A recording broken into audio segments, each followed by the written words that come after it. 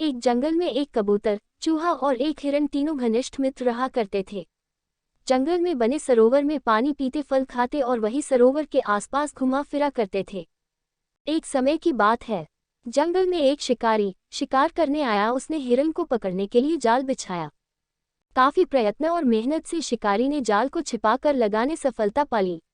शिकारी के जाल में हिरन आसानी से फंस गया। इस पर कबूतर ने कहा, घबराओ मत मित्र, मैं देखता हूँ शिकारी कहाँ है और कितनी दूर है। मैं उसको रोकता हूँ जब तक हमारा मित्र चूहा तुम्हारे जाल को कुतर देगा और तुम जल्दी से निकल जाओगे। यही हुआ। कबूतर ने शिकारी को ढूंढना शुरू किया। वह दूर था। कबूतर ने अपने प्राण को जोखिम में डालकर शिकारी के ऊपर वार करना शुरू कर दिया।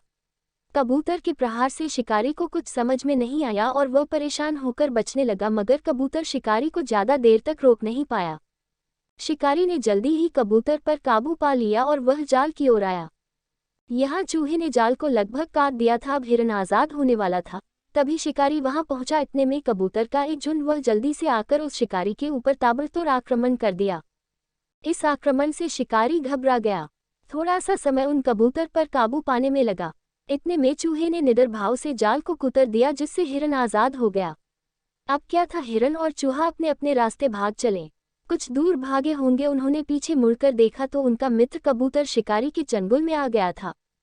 हिरन ने सोचा, उसने मेरी जान बचाने के लिए अपनी जान खतरे में डाल दी। इस पर हिरन धीरे धीरे लंगड़ाकर चलने लगा। शिकारी को ऐसा लगा कि हिरन घायल है, उसके पैर में चोट लगी है, इसलिए वह धीरे धीरे चल रहा है, वह भाग नहीं सकता। शिकारी ने झट से कबूतर को छोड़ दिया और हिरन की तरफ दौड़ा।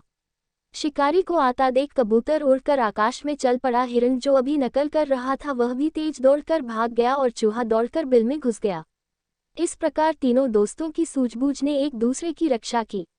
नैतिक शिक्षा। आपसी सूझबूझ और समझदारी हो तो किसी भी मुसीबत का सामना किया जा सकता है।